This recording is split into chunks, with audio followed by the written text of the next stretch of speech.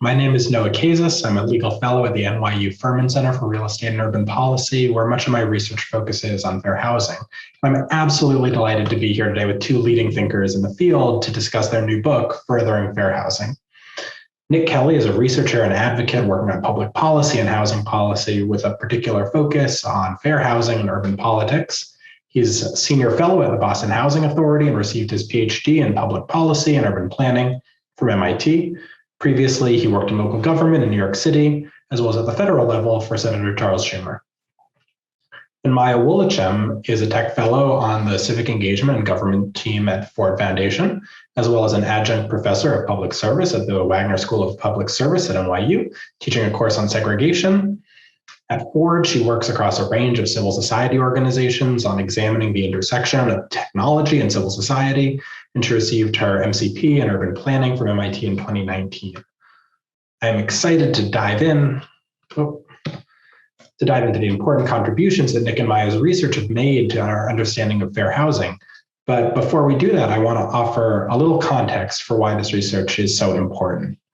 We're here at a conference thinking through how geography can help us understand the inequities of today and the path to a more equitable future. The importance of space and place to equality goes without saying. Where you live affects the schools you attend, the air you breathe, the jobs you can find, your exposure to crime and to different forms of policing. It's foundational. And as the cover of the book shows, shown here, it so clearly illustrates communities know how important these geographies and these maps are. This is a mural from Philadelphia. Fair housing offers a particular way to analyze and address those inequalities through a legal framework. So on the next slide, the Fair Housing Act of 1968 was the final piece of the 1960s series of transformative civil rights laws, along with the Civil Rights Act and the Voting Rights Act. It prohibits discrimination in just about every piece of the housing market. Racial discrimination, as well as discrimination on the basis of national origin, sex and sexual orientation, disability, religion, and family status. And it prohibits not just direct intentional discrimination, but also policies and practices which have an unjustified disparate impact on members of protected classes. It's a powerful law, and in some ways it has proven transformative. Through the 1960s, racial discrimination and segregation weren't just tolerated, they were celebrated, even by elements of the federal government, not to mention states, cities, landlords, brokers, and others throughout the housing system. Segregation was a fundamental principle of American urban planning, explicitly or implicitly.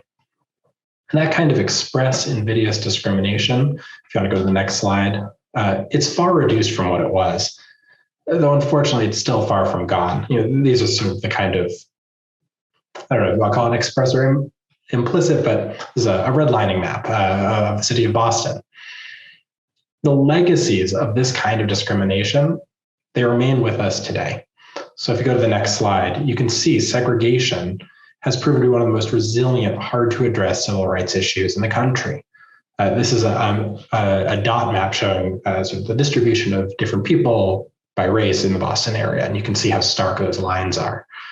The progress in reducing racial segregation has been painfully slow, and inequality persists in essentially every step of the real estate process, from appraisals to insurance, to taxes to evictions, housing quality, neighborhood amenities, and so on and so on. And that brings us to Nick and Maya's book. You can go to the next slide. They discuss a special provision of the Fair Housing Act. The act not only requires an end to discrimination, it requires the federal government and its grantees, so states and local governments as well, to, quote, affirmatively further fair housing, or we'll be saying AFFH. In other words, they have to stop discriminating, and they also have to work proactively to dismantle the structures that discrimination built. They have to work towards integration and equity. And that is a potentially radical proposition. As a result, the AFFH provision was barely used. George Romney, as HUD secretary, tried until Richard Nixon immediately put a halt to it. And the law then sat practically unused, with a few important exceptions, for 50 years. Under the Obama administration, spurred on by innovative litigation and activism, HUD tried to create a comprehensive framework to make the promise of affirmatively furthering fair housing a reality. It didn't last. The Trump administration quickly halted the AFFH process, And yet, even so, this was one of the federal government's most important and systematic efforts to take on segregation in decades. And that's the subject of this book. What the Obama era AFFH rule tried to accomplish, how it succeeded, how it fell short, and where affirmatively furthering fair housing might go next. So with all of that introduction, let's bring in Nick and Maya. I want to begin by asking, why did you put together this book? Well, what makes this issue important to you, personally or important to readers more generally? And Nick, do you want to start?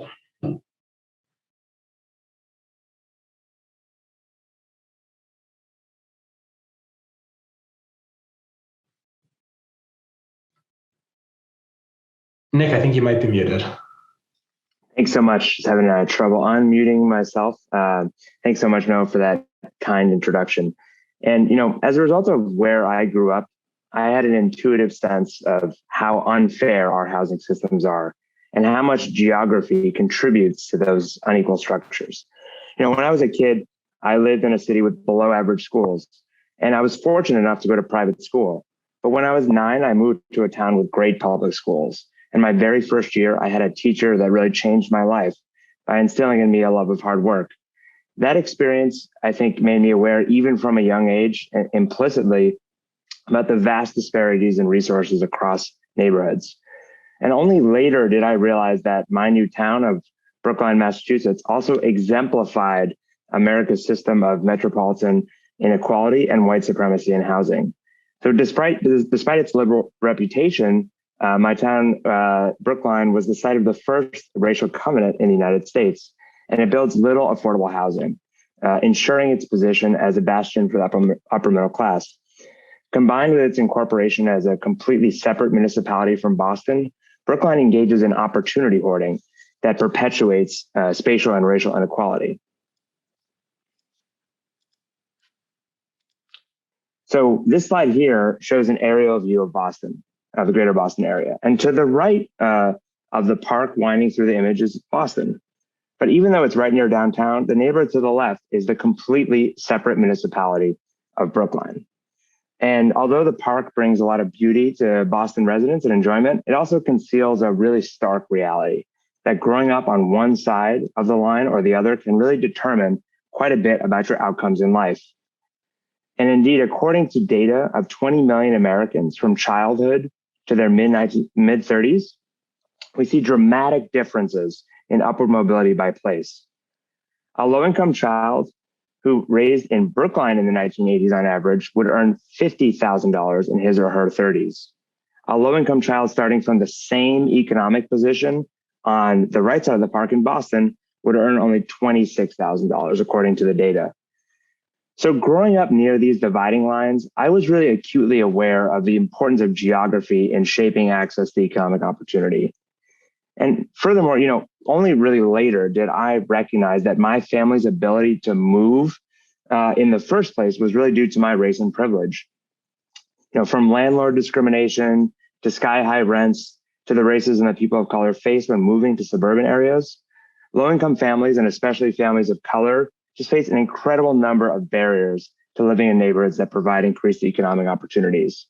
And so I was really excited to help edit this book, to study an effort to actually undo these barriers and the systems of white supremacy in housing. And with that, I'll turn it over to Maya. Thanks, Nick. So I have a similar story. I grew up in a very segregated area, not unlike many people around the country, but unfortunately, I'm also the second generation of my family to have, let's say, integrated a place by nature of being a Black person in that particular space. My parents are immigrants. My mom moved from Sierra Leone in the 80s to Kent, Ohio, to a neighborhood that had never really seen a Black family as a resident before. She ended up actually being the first of many Sierra Leoneans to land in Kent for its proximity to Kent State University, a cheap public alternative that was accessible for many of my aunties and uncles who were coming at the time. Now, I think, one way to view her move to Ohio is a symbol of, positive momentum towards integration in some way. However, that house, shortly after they moved out of it, was reconstituted by a white family, turning the neighborhood back to a predominantly white neighborhood. And a Confederate flag now adorns the porch. We just saw it a couple of years ago, unfortunately.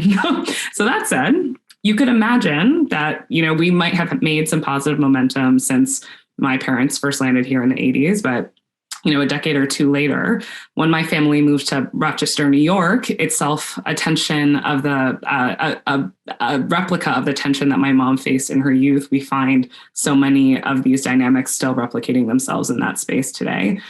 Originally, when we moved to upstate New York, we landed in the city. So that, red blob there. And my dad would often joke that, my family was scouted for suburbia for this new development that was being built out there because of our sort of Africanness, that we were just different enough to count as really comfortable from our neighbors. And so in the end, after a year or two in the city of Rochester, we ended up being the first Black family in a new neighborhood being built just off of Calkins Road in a suburb called Pittsford, which is a very, very similarly exclusive, very white town. In 1998, we were that first Black family. And in the end, we were the only one that stayed through the end of the 2000s. So, I don't own that my experience in Pittsford was necessarily ordained, but it is, very unsurprising when you look at where we started. Like so many of the redlining maps that Noah raised as well, this one is very deterministic in terms of the experience of living in any of those places today. If you go to the next slide, please, Nick. You can actually also see this if you look at just, an aerial map of both Rochester and Pittsford. Rochester from the sky, you can see a pretty dense urban center, once bustling during the height of Kodak and Paychex and Xerox and other big industry of the mid 20th century. It's also the site of that dense urban housing that we know to have been built during that time, some of it still in disrepair after having not been repaired since those early days. So our time there when we landed in the 90s was spent in various states of shuffling around to Auntie's old houses with all my cousins, being very small, running to lots of parties. And I include this picture here because I really want to reiterate that though this is a site of, you can look at any of the stats on the side and say this is a place that has been very disinvested. It was also a site of love and young parents and good food, but also suffering from so much of the legacy of segregation and disenfranchisement that accompanied it. Today, even still, Rochester is about 40% Black, nearly 20% Latino, and largely low income.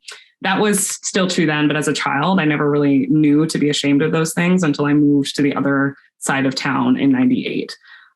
So next slide, please, Nick. When I was 7, I moved to Pittsford, a town that's really defined by its robust public schools and also, as we noted, incredible exclusivity. And like many suburbs around the city of Rochester, it is marked as a site of great promise and has remained so over time. It preserves its 19th century village, a pristine historical landmark that we knew to be proud of and to protect. And as a result, this growth in Pittsford has been very measured, very planned, very one development at a time. These developments here, they fetch about $300,000 a property, which is really high for upstate New York. As a child, though, I internalized the difference and really comported myself in ways that many who have written about integration have noted, with a sense of self-consciousness, with, deep shame that run from, my childhood well into my college years. Those were my neighbors, but I had known them my whole life. But that said, I was still questioned often about how it was that I found myself in Pittsford. Where do I live? Who are my friends around here? All of the sort of tensions that we know to be true. So that said, Rochester and its suburbs, like many places around the country, you can go to the next slide, please, Nick.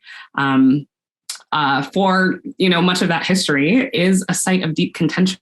It's been in the news a lot over its grave police brutality, the departure of industry, and the deep educational divide between suburbia and its urban core. Over the past summer, we were also the site of incredible protests over the murder of Daniel Prude, mistreatment by the police department, but also the deep vitriol for the continued segregationist manners of suburbia. That said, to me, this vision of my hometown, now complicated by its own reluctance to tell the truth about that history, has really helped me contextualize the importance of the AFFH and therefore the importance of this book. desegregation, integration, and the work of affirming fair housing in the way that is profound and intentional. It is profound and it is intentional. And, Pittsford is like many places around the country that have no interest in seeing themselves as part of that history. And so having this book on paper, really proof of the importance of the work and the life of the AFFH, it means the world to me. And I think it's a really important piece. Yeah, thank you for both those sort of personal stories, but also those introductions to American cities and the connections between them. So turning sort of to the nitty gritty of affirmatively furthering fair housing, one of the challenges about trying to affirmatively further fair housing, and I think both of your stories demonstrated this, is there's so much to be done. And there's so many different actors who need to be involved. So Nick, can you start by just explaining how HUD in the Obama administration tried to operationalize an equity approach to housing with that complexity in mind? Yeah, thanks, Noah. So HUD really, to operationalize these really difficult concepts and difficult issues to overcome, they created what's called the Assessment of Fair Housing process, AFFH process. And it was a robust requirement for municipalities to reduce segregation in their communities, engage with the local community, analyze fair housing data, and identify contributing factors and specific fair housing priorities and goals. And you can see here on the right, New York City was inspired by this rule. This is their plan, Where We Live NYC, which was a plan to think about how to address segregation in New York. And this was an important step because previously HUD had a very weak and unenforced process called the analysis of impediments that basically sat on the shelves at HUD. No one really read them and didn't really have an impact. This was a huge increase in the amount of robustness that communities had to attempt to address segregation in their areas. And so what we did to kind of measure the impact of this process was that we took every one of the 49 plans that were submitted to HUD before President Trump froze the rule, and we coded them according to these following measures. One of the key things in measuring the effectiveness of any policy, especially one that's addressing planning and spatial issues, is to see, is there actually a plan for getting this thing done, right? Is there a measurable objective? Is it a new innovative policy? And so we coded goals that way. In fair housing, there's a very important concept, which is around investing in low-income communities through place-based work, as well as helping families access areas of increased economic opportunity through mobility work. And so in our coding, we also analyzed both of those. What cities were looking at place-based goals, what cities were trying to increase access to areas associated with increased economic opportunity. And we also coded by all sorts of other innovative ways that cities were looking at addressing fair housing, from affordable housing to new zoning codes to addressing displacement to regional solutions, which we all know are necessary to address issues of segregation in the United States. And to try to create a resource for practitioners, we created a website, furtheringfairhousing.mit.edu, where we put all the plans online. And part of the reason for this in the first place was that the federal government had withdrawn under the Trump administration. So there was no place to go and even see these. And so we tried in our small way to step in the gap a little bit and create that public resource for practitioners. And as basic as it sounds, I think one of the ways that the rule really operationalized this concept of addressing fair housing, addressing segregation, was by requiring cities to sit down and reckon with their segregated living patterns and the racist policies that contributed to them. So I actually just want to quickly read a quote from one of our interviews with a practitioner in Seattle. She said, "To be completely cliche, a picture says 1,000 words. We had 2 or 3 of the most key maps, like this one here, of racial segregation in Seattle, mostly based on racial and ethnic segregation and integration by neighborhood, made up into handouts and big billboards. And we held these ice cream socials. And that was one of the most satisfying community engagement initiatives I've participated in 35 years of being a public servant, because it was with people. The kids are sitting there making a mess at the end of the table and having a great time, and their parents were relaxed. We didn't ask them specific questions. We just asked, can you take a look at this map and then give us your reaction? And that led to some fairly extraordinary conversations, many of which are highlighted in the community engagement section of our plan. But if we hadn't had that tool to specifically look at the effect of public and private actions on the demographics of our city, geographically displayed, there's no way we could have gotten down to the level of information that we did in just a glance at the map. It took all this statistical stuff and made it very plain English and very direct. So I think that quote really shows that, just as important as the goal setting in the assessment of fair housing plan was this community engagement process. And frankly, the importance of mapping, the importance of showing these patterns in a easy to understand way that was accessible for all communities. This screenshot here shows a screenshot of a mapping tool, maybe not the best looking mapping tool, but a mapping tool nevertheless, that did something that had never been done before, amazingly enough, which is to allow every city in the country to just plug in the name of their city and get a map of racial segregation in their area.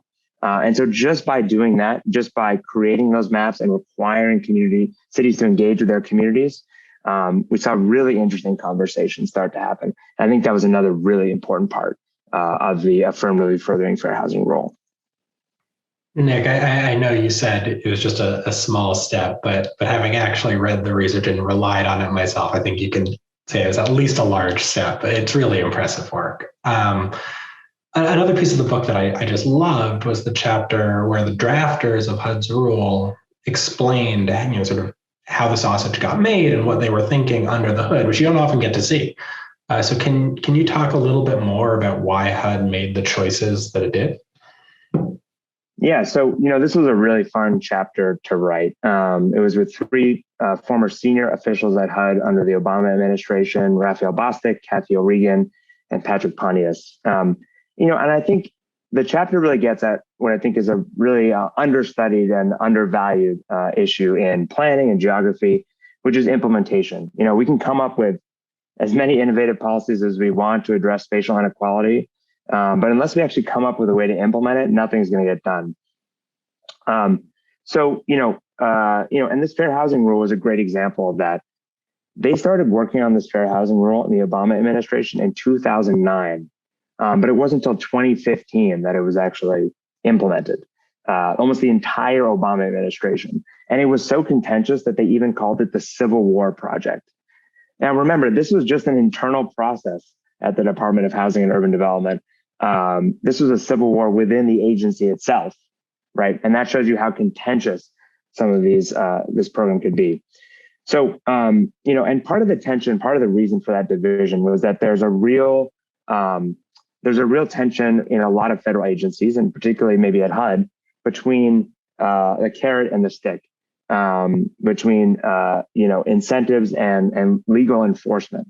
And I think these authors do a really good job at explaining that this rule was meant not to be a real legal enforcement tool. HUD had tried to do legal enforcement, maybe not very robustly, but had done a little bit over the previous decades. They were trying something new here. They were trying to introduce planning into a concept that had really been a legal concept of fair housing.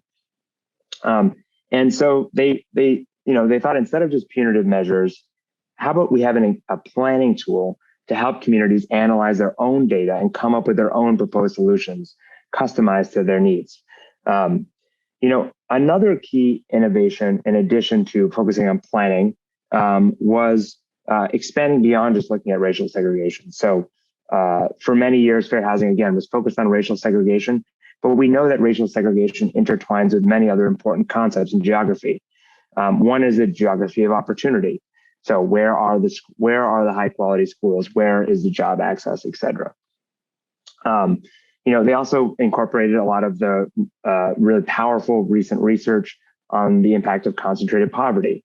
And by combining concentrated poverty, opportunity, and overlaying that with racial segregation, HUD really tried to present a more holistic look at what these communities really presented in terms of opportunities and how they look demographically.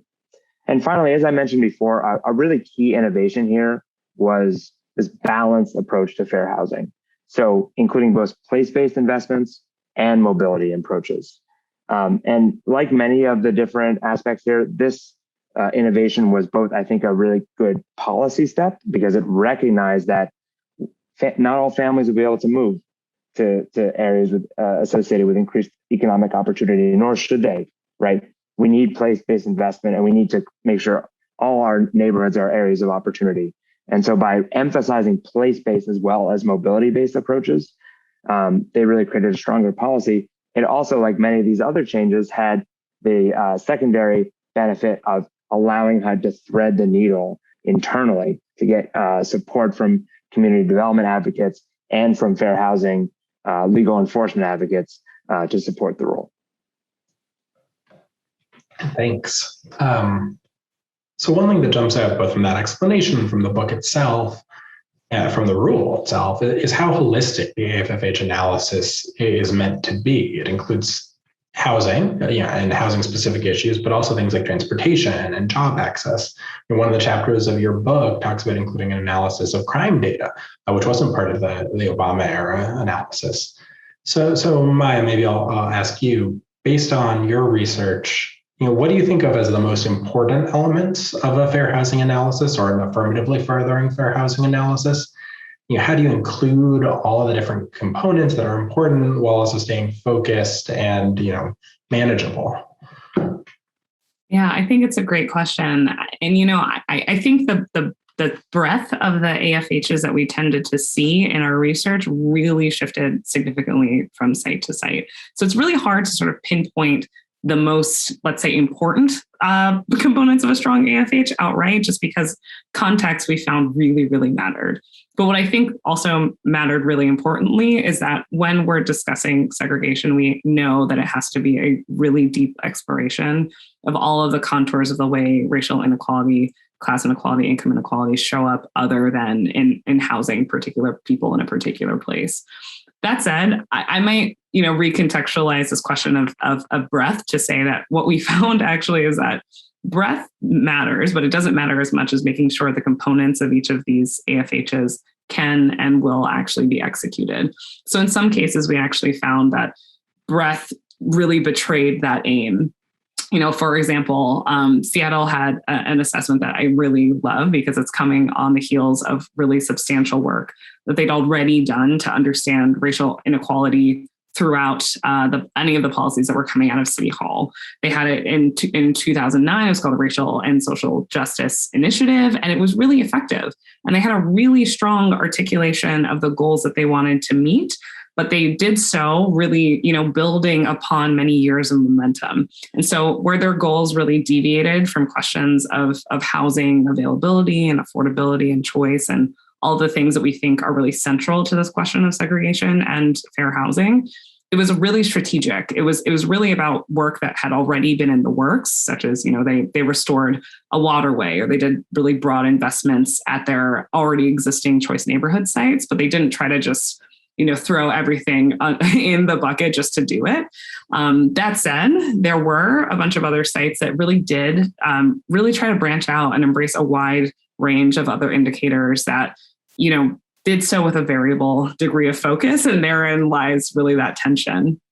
On occasion, we'd see things like, vague goals that spoke to, implementing best practices from high performing schools into all ranges of schools, or, ensuring youth are job ready. And those things, they are important, but, they're not as specific as, something that you would imagine to be measurable over time. We did have some examples that, really spoke to that. I really love Somerville had a great example of a Boulevard project that, really attends to health, environment, and transportation all at once. But it's a very deeply thought out and really sort of, again, it's kind of building on the legacy of work that's already been done. To that point, though, about the book, Michael Lenz writes an incredible chapter about sort of the importance of including other ranges of data and other perspectives in the analysis of fair housing that sort of kicks off the process of creating an AFH. And in that, he's saying, we don't have any data that's provided from the federal government in terms of crime. And crime is a really, in many cases, predictive indicator of families' housing choice. He mentions the MTO study that really showed a very strong correlation between how families and individuals were considering the safety of the neighborhoods that they were moving to or from.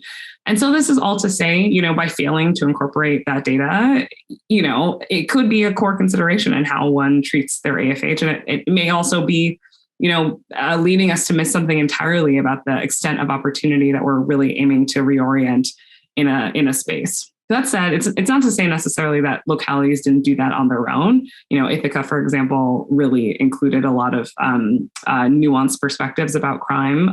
Other cities also did the same. But I think, one thing that is just generally true about this process that is really hard to say quite bluntly, every AFH or every process needs to include X, Y, and Z, because as we find both the sort of relevance of that issue and the preciseness that needs to be approached when sort of handling that kinds of depth, I think is really important and variable. Yeah, so just to build on that really great answer, what are some of the other big successes you see from the first year or two of AFFH enforcement?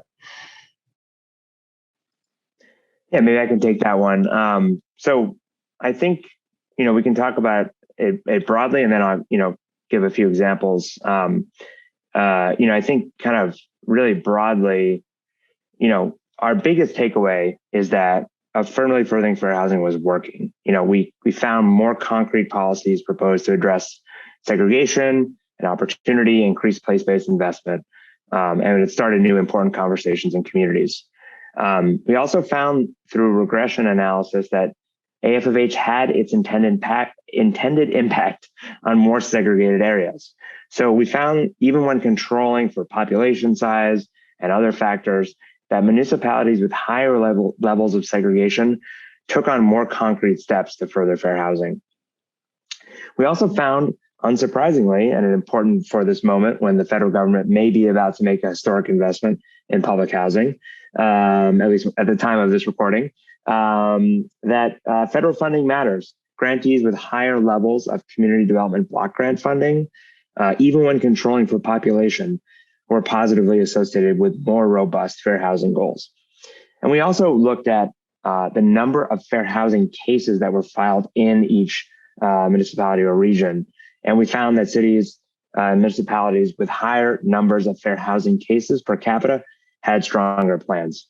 So in addition to these kind of overall findings, there were some really strong plans that I can mention. Kansas City really put together an incredible plan because they looked regionally. Kansas City operates in a region, obviously. And so they worked across municipalities to come up with a regional plan to further fair housing. New Orleans really stood out because every one of their goals was very specific, had a timeline for achievement, and really showed a commitment to implementation, which, as I mentioned, is kind of the ballgame when it comes to this stuff. But I think even more broadly than any specific plan, is what the innovation that it spurred at the state and local level. Because remember, the Trump administration really, took an axe to this program and they cut it, and we can see that here in these tweets. You folks may recall hearing about this a couple summers ago. That Donald Trump was tweeting about some obscure fair housing rule. He said, "I'm happy to inform all of the people living their suburban lifestyle dream that you may no longer be bothered or financially hurt by having low-income housing built in your neighborhood. Your housing prices will go up based on the market and crime will go down. I have rescinded the Obama-Biden AFFH rule. Enjoy." So, I think, the Trump administration and the president himself went after this rule. And so, there wasn't that long for it to actually be implemented. But what we saw was something really exciting, which we'll talk about, more in a bit, which is how state and localities have stepped up, how they've really innovated to push forward while the federal government stepped back. And so my perspective is that spurring of innovation at the state and local level is perhaps the longest legacy of this initial AFFH rule, and something that should really be celebrated. It really just shows that the federal government can have a huge impact even by starting something, right? Even by showing that it's possible to think about geography and think about space, and actually think about addressing spatial and racial inequality. Just by starting that conversation, it spurred a lot of other states and cities to think that they could do the same. Yeah, I want to hear more about that. So what are states doing? What are cities doing? What do you see as the cutting edge of AFFH, not at the federal level, but in our laboratories of democracy? Yeah, absolutely. So I think there are a couple to highlight. So in the midst of the Trump administration, California actually passed their own state AFFH law, which was really exciting as the largest state to do that. The largest state in the country to do that is very exciting. But it also learned from the 2015 rule and really innovated. So the original 2015 rule only applied to municipalities that received federal funding. But California's law went further. It said that cities and counties and public housing authorities, all of them in the state had to comply with the fair housing law. They all had to write fair housing plans, regardless of whether they receive federal funds. So, and then that's really important because a lot of the most exclusionary suburbs in the United States don't receive any federal funding. So there's almost no way to incentivize them to act under the old regime. In fact, those are the areas that we need to force to comply with these regulations. Otherwise, we're not going to have a real impact on things like exclusionary zoning. There's also a very recent development here in Boston. The city of Boston actually passed an AFFH zoning amendment led by Council Member Lydia Edwards and Kenzie Bach. And it was really innovative because it actually embedded this AFFH process in the zoning code itself. So for large projects in the city, starting earlier this year, they have to go through, in addition to an environmental review process and other review processes, an AFFH review process. And it was also really innovative because it recognized that, communities face different challenges, right? Some communities are exclusionary and some are at risk of displacement. For AFFH, affirmatively furthering fair housing, is meant to address both. And so the zoning code says if you're building a development in an exclusionary area, there are different criteria that you have to achieve there. You can maybe build more affordable housing and other things. And in areas at risk of displacement, you have to think about how to build new development that doesn't cause displacement there and allows residents to stay. So it really gets at that two sides of the fair housing coin. And it's really an innovative law that I think other cities should look at as well. So that's a great segue to another fascinating chapter of the book, which really asks, how do you integrate these questions of gentrification into an AFFH framework when gentrification was sort of not maybe at the original heart of the Fair Housing Act? It wasn't on people's minds in 1968 necessarily. So maybe Maya, can you talk more about sort of gentrification as a fair housing issue and what you learned through writing this book? Yeah, absolutely. I think it's really essential to the way that we're considering fair housing in the modern context, because there's always going to be real tension between the idea of reinvesting in formerly disinvested neighborhoods and the gentrification and the change and the tension that comes on the other side of that intervention. In which case, so much of the question then becomes, who is then the focus of these interventions that we want to put forward? And do we have agreement among the so-called, let's say, targets of this work on what the path forward might actually be? I live in Bed-Stuy right now. My neighbors across the street have very different opinions about the change happening in Bed-Stuy. Some love it. Some are feeling, increasingly priced out, increasingly unwelcome in the place that we all call home. So these are real sort of live tensions that happen at any sort of site of shift.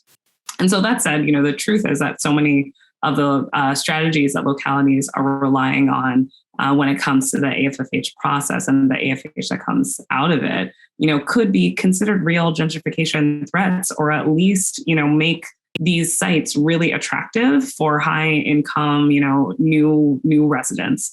So in our prospects section, Vicki Bean, raises the example of East New York, which, has been undergoing incredible pressure to upzone and make other infrastructure investments like schools and parks and street and safety improvements, all things that, ultimately did result in about, $250 million of investment in that neighborhood, but also, real attraction for people who are not from East New York, who suddenly find it to be a much more amenable neighborhood to their needs and the things that they might want out of that particular place.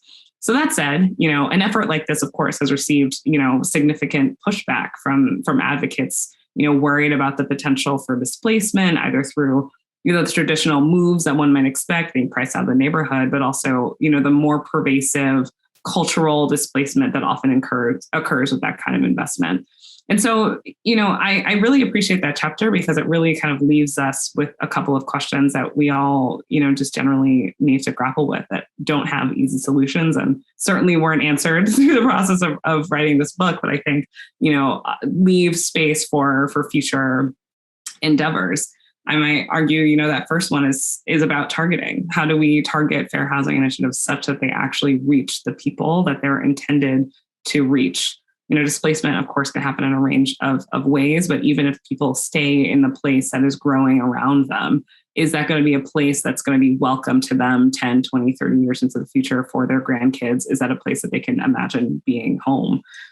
We've got a secondary question, which is, what are the potential for these efforts to, potentially exacerbate segregation further? It may look different from the segregation that we've talked about already, but these investments that kind of enable growth in a neighborhood can also, create enclaves of high earners, keeping, pockets of poverty and public housing and other sorts of, targeted things in one particular section of the neighborhood, whereas the other section gets all the new buildings, gets all the new, coffee shops. And is that, changing the tenor of a neighborhood that in a way that we're not intending to, in a way that's, not helpful or healthy for the next generation of folks who live there.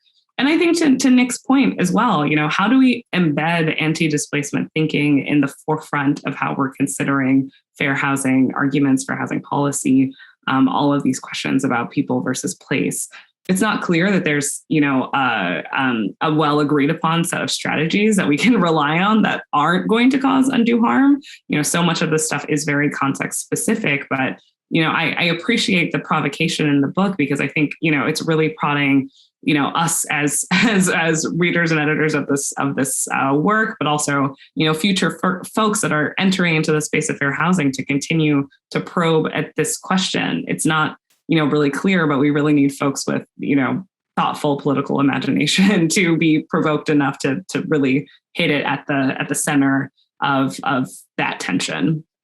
I'm excited for, our future readers and what's going to happen on the other side. Yeah, absolutely. One thing that just jumps out in the book and in that answer and in the whole discussion we've been having is sort of how unresolved the meaning of fair housing still is. And we talked about sort of the mobility-based and place-based debate, and that sort of goes throughout the book. Does fair housing mean integration? Does it mean investing in predominantly non-white neighborhoods or neighborhoods where there's concentrated poverty? How do you balance them? And sort of the unresolved nature of that actually inspired me to write an article just immediately after reading the book, suggesting that maybe we're not going to resolve these debates. They've been happening since before the Fair Housing Act was passed, and they're real sort of deep debates. So maybe the way to make the AFFH process a little more enforceable and a little more prescriptive is to focus not so much on, or not only on fair housing, but also on unfair housing practices where maybe we have more consensus. We know what some of the worst practices are. So that is sort of my current idea for how to strengthen AFFH, inspired by the work you do put together. And so I want to ask you, what ideas do you have for the Biden administration? Because right now they're at work updating and restoring an AFFH process. If they are watching, what would you tell them to do?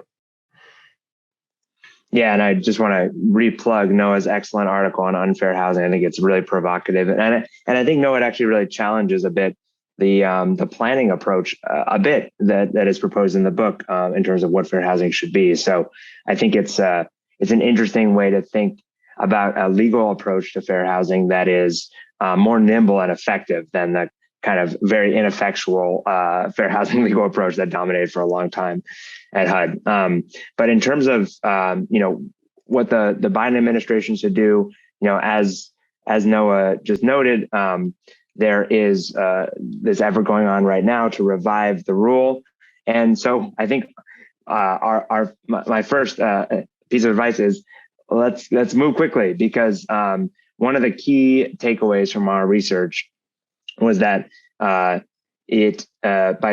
taking so long to implement the rule, it really weakened it. It was only enforced for a couple of years. The change in the administration really kneecapped the effort. So the longer the Biden administration waits to reissue the AFFH rule, the more likely it is it will be overturned by the next administration. If the rule gets embedded and housing authorities get used to it and cities get used to doing it, it's much less likely to be undone by a future HUD. And so we just really encourage HUD to act quickly and really, I know they're working on streamlining it, and I think that will be good, but time is of the essence. And just building off of what Noah was mentioning about place and mobility, those tensions will never be resolved. And, those debates can really hamper the timing of this. It can really slow things down. But I think our research showed that you really can do both. AFFH effort can have both place and mobility approaches and do it well. So we encourage HUD to move past that debate and embrace that balanced approach. Building off what Maya was talking about with Vicky Bean's excellent chapter, I think addressing gentrification head on is essential, and I don't want to overplay the importance of gentrification. I think, in most cities in the United States are actually not really experiencing gentrification, but in high cost cities, especially on the coast, gentrification is the number one housing issue that there is, including here in Boston. And so the next fair housing version of AFFH really needs to grapple with that directly. Even if the issues are difficult, it needs to at least figure out how to embed displacement more directly as something that is a priority, especially in high cost cities. And I think looking to things like Boston zoning code that addresses that two sides of the fair housing coin, in terms of exclusion and displacement, could be a really interesting way to do that. And the third, just bringing up again what Maya was talking about with Mike Lenz's excellent chapter on crime data, violent crime is one of the most important factors in terms of children's outcomes, and limiting children's exposure to violent crime is critical, but it's not talked about at all in the 2015 rule. Now, part of that's due because there's lack of good data on that, but HUD, as the federal agency overseeing this process, should lead an effort to get good crime data from our police departments and cities to enable better analysis of violent crime and opportunity in our communities. So I think by doing these three things, HUD can really improve on the rule without taking too much time, and really set our communities on a path towards greater equality of opportunity in our regions. Maya, anything you want to add? Your message to HUD? I would plus up everything that my colleague Nick has said.